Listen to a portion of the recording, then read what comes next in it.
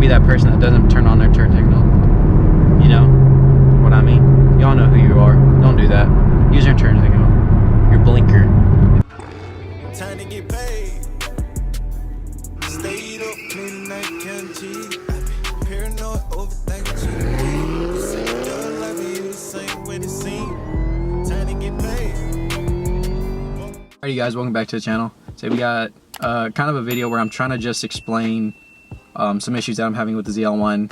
Nothing crazy, but enough to, you know, make me notice and kind of, I guess, reach out to my audience and whoever else might know what might be going on these issues at least. So yeah, so that's what we're going to do on this video, so let's get into it.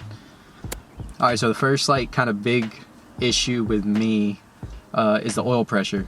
For some reason on wide open throttle pulls, it's jumping up to like 70-80 pounds of boost on a wide open throttle pull, like consistently. Like it's almost seems like it does it every time, that it just goes straight to like 70 plus, like 75, and it stays there throughout the whole pull, and then you let off and it's normal. It's normal at idle and everything, like it stays right around 35-40 like it should be, but whenever you go wide open throttle it jumps like crazy, and I'm not too sure why it would do that, but it has been doing that since I got the car. But recently I've just been paying a lot more attention and noticing that that's a consistent thing. One thing that I saw is that somebody had an SS and they were having a similar issue where it was jumping up to like close to 80, and what had happened was they put, or whenever they changed the oil, they put a different filter than the one that's recommended or whatever. I think it's the zl1 one is the one that Chevy recommends for these cars, and they put in a different one. And from what I understand, what he said that at the very top it's got those little holes for the filter. It didn't have as many holes as the zl1 one, and basically what it was doing was it wasn't allowing all the oil or whatever to go through it like it should. He said he swapped the zl1 one back in and he never had that issue again. So that might be what the problem is. I don't see anything majorly wrong with the car. Like it's pretty much fine. Like it's just that. So there's no oil leaks or nothing like that. So I'm gonna try to do that. I gotta do that pretty soon. I gotta get another oil change, but I'll probably do it myself and make sure I have everything that it should have and see if that fixes the issue. So that might be a future video to kind of give y'all an update. And if that isn't, then I guess we're still gonna be looking for answers. But yeah, that's kind of like just a weird thing to see that I noticed recently, is whenever I'm looking back at the footage, whenever I record like with the GoPro on, and I see that thing just go all the way over, and it kind of got me to a point where I was really wondering what was going on. Like I said, it's nothing crazy. Like I'm glad it has, at least that's what the good part is, that it has oil pressure. It's not like just dipping, or it doesn't lose oil pressure like consistently. So that would be the ultimate like bad thing of this car. Now the second thing is the boost on this car. So stock, these cars push about 13 pounds of boost, 13 and a half from what I've seen at least, and from what I've seen on other videos. And my other friend that has a zl1, he pushes every pull, he's got 13 pounds of boost. I guess unless he's heat soaked or whatever, I'm sure it's not that high, but every video or whatever that he does, it's always 13 pounds of boost. Unlike me in this car, I'm getting consistently it's around 9-10 pounds of boost, more 9 than anything. Sometimes it's even like 4 or 5 pounds of boost on wide open throttle, but it's usually either 4 or most of the time it is just 9. I've only hit peak boost like 3 times in this car since I've had it, which is 13.5, and I did get one of them on video. So on that race it did 13.5. There wasn't anything that was different on the car. Like I'm not really too sure why it's been doing that, you know. But whenever it does hit 13 pounds of boost, it is a crazy different car. Like it is 4 pounds of boost, but it does a lot. Like if you don't really understand much about like how boost works, 4 pounds is a good amount, especially like on the stock tune. Like it's tuned to have that amount of boost for the car. So it's still quick, obviously, with 9 pounds. Like it's relatively fast, but it just, like I said, it just annoys me that it's not 13 pounds every time. I would just like to get that fixed. There's a few things that I think it might be.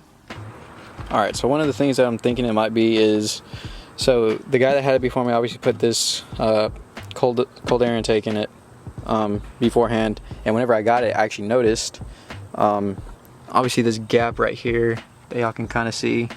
So it's not like completely flush. It looks like you pull it like that and then it sits flush.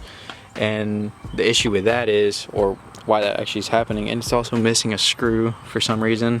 That screw's not there, wasn't there whenever I got it.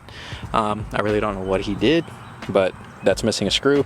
And it's also like it's broke at the bottom. Like, all right, so that little metal prong that goes at the bottom of the intake, and there's actually 3 of them, and there's one at the bottom of this side right there that should latch into that little groove right there, and there's like a groove back there with that thing, and then another one back here. Problem is, the 2 back there were broken off, so it's not even, it's only being held in realistically by just this one right here. So I don't really know what to do with that besides get a new one, but that is going to cost money, and that's kind of not something that I'm really down to do right now. But I'm thinking that could be a thing with the boost. Problem is just that little bit of air that leaks out of there, that might be causing them that boost issue at least. But I'm not entirely sure. Like, that could just be going over my head because it does have a seal, like it should be good. Anyways, you see it's kind of like it's not all the way backed up against the little aluminum piece right there, and there's a screw right there, and it's got an Allen head, and it can actually be screwed out and screwed in. And that might also have an issue where I can probably maybe get some threads to come out so that this will sit more flush against this. And I guess the problem with that is, or why that could be the issue, is that if it's not either opening up or closing all the way, it could stop some boost from actually getting, or the boost actually, you know, getting all the way to peak 13 pounds. I figured it'd be better just to show you than kind of like just try to explain it to you, because words get confusing, to be honest. And I'm pretty terrible at explaining things, so this will definitely be a lot better for y'all at least.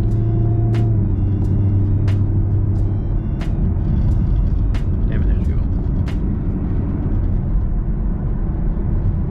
Alright, here we go.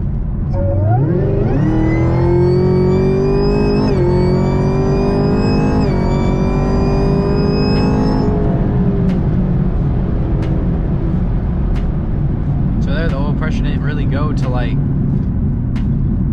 plus 70. It stayed at like 60. Here's another thing that I saw whenever I was like trying to find out what the oil pressure situation could be, was a lot of the ZL1s that were built around the same time as like this one was, the early model ones. They had like a bunch of them had oil pump failures, where they would just completely fail on the car and you'd have to get it replaced, which was under warranty and all that. But a bunch of the ZL1s had it, and from what I've seen, like I thought that could have been an issue with this, but from what I've seen, which I can't guarantee, of course, but it seems like it only happened to the ones, like, you know, how should I say it? Like, it only happened to the ZL1s that had really low miles, like less than like 5,000 miles, it would do it. So I'm not thinking that that's what this issue is. And I'm sure it would have gave up by now, especially with how hard I drive it and how much it gets beat to death. But that was another thing that I didn't even mention before. But yeah, if y'all might know anything, be sure to please let me know in the comments or DM me on Instagram at broke_ZL1. I would greatly appreciate any info on this, or any input that you might have, and, you know, any advice that I could try. I do appreciate everybody that leaves suggestions, you know, on anything, like on the last video about the steering wheel with the Alcantara thing. I got a bunch of people that recommended different things to try to clean it. I do appreciate everybody for doing that. So if, like I said, if y'all got any information or any tips or anything on the boost issue or the oil pressure, I would definitely appreciate it if y'all leave it in the comments or DM me on Instagram. But that's going to do it for the video. Like I said, it wasn't nothing crazy. It's just a little video that I wanted to just put out there, so I can at least document it and make sure that it's out there, and basically see if any of y'all might know what it is, and y'all might save me for real. So if y'all do, it'd be great. But that's gonna do it for the video. Nothing much. Now the next video, it's gonna be good. Let me just say that. It'll be the first race, the ZL1's first race that it's had, first roll race, and it was against a car that, let's just say, it was pretty close. It was one of my favorite races I've ever had in my life. and it's definitely going to be something that I'm sure that y'all, if y'all like the zl1, y'all are going to really like the car that I raced. But that video will be out next week. I'm super excited for that. I know y'all are going to love that video. Yeah, that's about it. Y'all be sure to stay tuned for that. Subscribe and keep those bell notifications on, because y'all are not going to want to miss that video, because I absolutely loved it, and I'm sure y'all are going to love that video too. But that'll do it for this video. I'll see you in the next one.